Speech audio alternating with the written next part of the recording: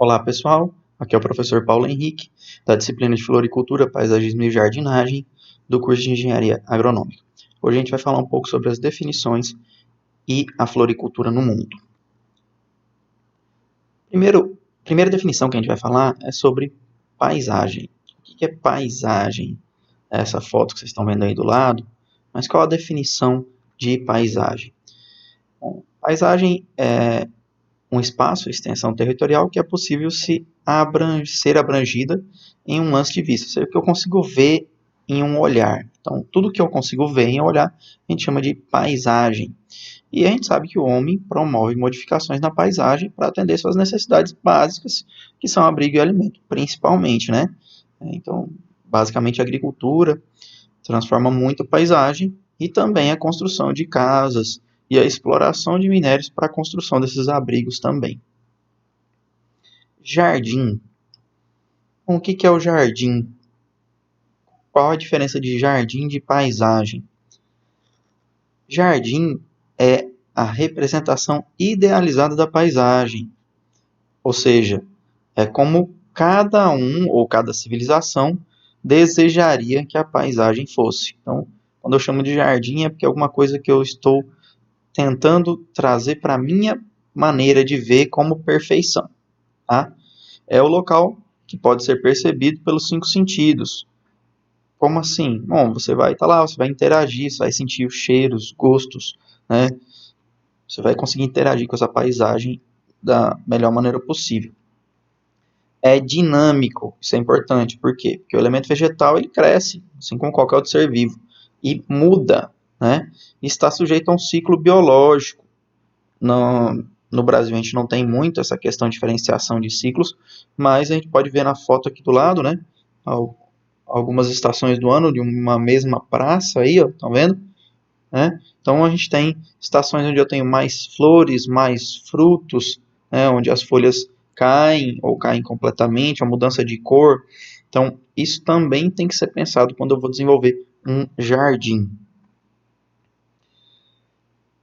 E um resumo seria, que seria jardim? Espaço que transmite prazer, satisfação às pessoas que dele se utilizam. Como eu disse, é uma representação idealizada da paisagem de cada pessoa ou de cada cultura.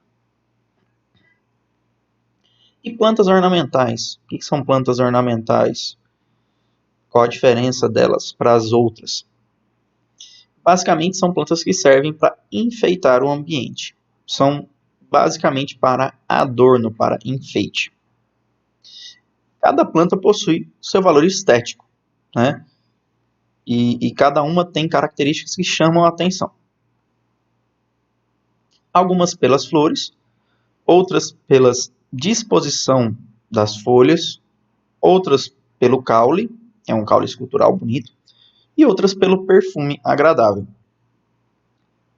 Eu coloquei alguns exemplos aqui para vocês, né? Flores, a gente tem as rosas, são as mais conhecidas. Disposição das folhas, a echeveria, que é esse cacto aí, que vocês já devem ter visto com certeza, né? Uma suculenta. Caule escultural. A rosa do deserto, ela tem um caule completamente diferente, ela se retorce, ela incha, então é bem diferente, né? Claro que ela também tem as flores. Perfume agradável, o capim-limão, que a maioria de vocês já viu, né? Chama de capim-cidreira ou capim-santo, tá? Que o pessoal usa muito para fazer chá e tem um cheiro realmente bem agradável quando a gente espreme as folhas dele. Também é utilizado para fazer essências. Continuando a falar sobre plantas ornamentais, nós temos os produtos que são comercializados dentro da floricultura. Quais são esses produtos? Bom, a gente tem flores de corte, podem ser secas ou frescas. Plantas de vaso, podem ser flores ou folhagens. Tá? Mudas, podem ser frutíferas, né, nesse caso. Folhagens, negociadas apenas as folhas, nesse caso. Tá? E gramas. Então, eu coloquei alguns exemplos aqui, né? De novo, aqui a gente tem flores de corte, eu coloquei as rosas, né? Plantas de vaso, nesse caso a gente está vendo aqui as folhagens, tá? Essas aqui são as folhas, né? Dessas suculentas aqui. Mudas, como eu disse, podem ser frutíferas ou não. Tá? Folhagens aí, que a gente pode negociar só as folhas, né? Ou a gente pode negociar como se fosse plantas de vaso também, como eu disse para vocês antes. E as gramas. Tá? Então, esses são os principais produtos que são negociados na floricultura. Mas a gente também tem uma indústria paralela, que é a indústria de embalagens, fitas, etiquetas e outras coisas que eu vou precisar para enfeitar essas plantas, esses vasos. Então, nesse caso aqui, é esse enfeitezinho que eu estou fazendo em volta do vaso. Se vocês prestarem atenção, vocês vão ver o vaso aqui dentro. Tá? Então, esse enfeite, às vezes uma fita, tá? Uma embalagem, alguma coisa assim. Essa indústria ela é muito grande e também muito importante para a floricultura. Como é que está a floricultura hoje? Pensando no mercado mesmo, assim, como é que está a questão de empregos, né? Então, são dados de 2018, esses aqui, tá? No Brasil, existe uma profissionalização e dinamismo da floricultura que é recente, tá entendendo? Começou, está com pouco tempo. Antigamente, a floricultura era muito amadora no Brasil. Tá? O Brasil conta com cerca de 8 mil produtores de flores e plantas. Só 8 mil, tá? Que cultivam 350 espécies, em torno de 3 mil variedades aí, porque cada espécie tem algumas que tem várias variedades, outras não, né? Produzem quase 200 mil empregos diretos, tá? 39,5% são relativos à produção, 4,22% à distribuição, 53% desses empregos estão no varejo, ou seja, nas vendas mesmo, e pouco mais de 3% em outras funções, né, como apoio e outras coisas. E quais são as flores mais produzidas no Brasil?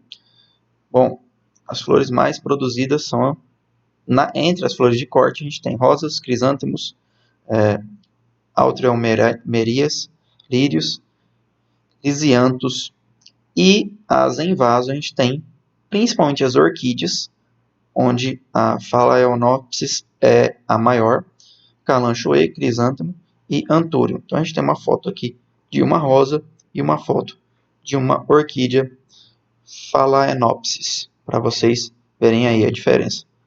Quais são as duas plantas de corte e de vaso mais produzidas no Brasil. E quem são os maiores produtores mundiais de flores, né, de coisas relacionadas à floricultura? Primeiro, a Holanda, depois a gente tem China, Estados Unidos, Japão, Colômbia, Quênia, Equador e Etiópia, que também é um grande produtor. Tá? O Brasil, dependendo do que a gente for olhar, ele se enquadra dentro dos 15 maiores produtores do mundo, dependendo do que você for olhar. Tá? Então, falando ainda do mundo, a Holanda é o maior produtor e comercializador de flores do mundo. Tá? Ela não só produz, como ela também comercializa. O que isso quer dizer? Você pode dizer, isso é óbvio, professor. Não, quer dizer que ela compra de outros e a comercialização dela é muito maior do que a produção. Ela compra de outros e revende. Ela é um polo. Tá entendendo? Na Europa, ainda a gente tem destaque para Itália, Dinamarca e a Alemanha. Na Ásia, a gente tem a Índia, que tem um mercado forte. E na África, Quênia e Etiópia, que são muito fortes, a gente já falou aqui. Na América, quem é que são os concorrentes do Brasil? São basicamente Colômbia e Equador. No Brasil, dentro do Brasil, como é que está distribuído isso? São Paulo, né, sendo Olambra, a cidade de Olambra, principal produtora, né, são produtores profissionais e maior produtor e comercializador. Olambra tem a maior cooperativa, a maioria das flores produzidas no resto do Brasil vão para lá. Ainda se destacam Minas Gerais, Rio de Janeiro, Santa Catarina, Distrito Federal e o Ceará, que vem se despontando agora há pouco tempo. Tá? Basicamente, a produção familiar, com exceção do Ceará, aí, que existe uma certa tendência aí de profissionalismo já de produtores. O mercado brasileiro de flores, ele movimentou 8,1 bilhões em 2018 e existe uma previsão de crescer entre 7% e 8% em 2019, tá? Segundo a reportagem aqui da Gazeta do Povo. E quando a gente vai no site da Ibraflor, a gente vê que em 2019 a gente teve 7% do crescimento de vendas e o movimento saltou de 8,1 bilhões para 8,7 bilhões. Então, o mercado da floricultura tem crescido muito, né? E atualmente a gente tem visto algumas mudanças no mercado. Por exemplo, o mercado de flores atrai floriculturas para a internet. Então a gente tem muitas floriculturas já vendendo esse tipo de coisa pela internet. Claro que aí a gente está falando de grandes produtores, né? E às vezes até pequenos produtores em determinadas escalas, com vendas locais. Tá? Mas o principal hoje é pensar em ideias sustentáveis. Como é que eu vou fazer minha floricultura? Como é que eu vou abrir meu negócio? E ele vai dar certo. Eu vou prestar consultoria, vou montar jardim, eu vou trabalhar com isso, vou ser jardineiro, vou ser paisagista. Então, preciso pensar nisso. Como é que eu vou montar? Esse negócio vai dar certo. Quando a gente pensa em ideias sustentáveis, a primeira coisa que a gente pensa é vou utilizar troncos descartados para fazer enfeites, para cultivar plantas, né? Vou utilizar o solo, pedras, não vou utilizar materiais que não sejam recicláveis, tal. É muito legal isso, vale a pena, faz todo sentido, mas a gente também tem que pensar no negócio de ganhar dinheiro. Isso aqui é quando a gente está pensando em montar um jardim, né? Eu vou montar um jardim para alguém, sou consultor. Mas se eu pensar em montar meu próprio negócio, a gente tem outras possibilidades, tá? A Florinda, ela tem muitas ideias aí para floriculturas sustentáveis. Essa é uma delas. Tá? É um que a gente chama de flower truck, né? Um caminhão de flores sem o caminhão. É uma bicicleta. Então, é uma franquia que ela aluga, onde você consegue levar através da bicicleta os seus produtos para venda, né, com todas as propagandas e tudo da Florinda. Tá? Bem interessante esse esforço deles aí. Claro que não é só essa ideia sustentável, eles se destacam por outras coisas. Se vocês pesquisarem, vocês vão achar muitas coisas interessantes sobre essa floricultura. Aqui falando um pouco fora do Brasil, né, uma ideia parecida, estão vendo? Então um app chamado Hold faz vendas de flores de corte para consumidores na Holanda, em Amsterdã. Também é uma bicicleta, estão vendo aí, né, que faz a entrega. Então você contrata o serviço pelo aplicativo e a pessoa vai fazer esse delivery das flores de corte, saindo diretamente do produtor para o consumidor final. Bem legal, né? E claro,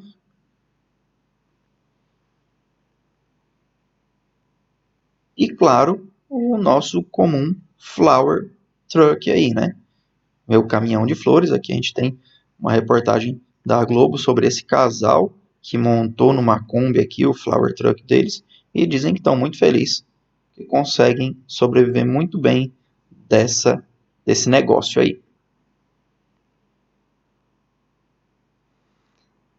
E agora, mesmo falando de hoje, como é que está a floricultura depois dessa epidemia do SARS-CoV-2 aí, que é o vírus que causa a doença do Covid-19 que a gente está passando?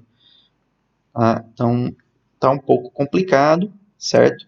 Segundo algumas reportagens do Canal Rural e também o site da Ibraflor, até 66% dos floricultores de Olambra, que é o maior produtor do Brasil, podem entrar em falência. E algumas coisas são bem importantes. De acordo com a Ibraflor, se permanecer essas exigências sanitárias de quarentena, haverá falência de todos os produtores de flores e folhagens de corte. Todos. 60% dos produtores de flores e plantas em vaso vão quebrar. E 40% dos produtores de plantas ornamentais e paisagismo. Com exceção para a grama. A grama não teve efeito, os produtores de grama não sofreram com essa pandemia por enquanto. Então isso aqui é muito importante, é um mercado que está sendo muito atacado atualmente.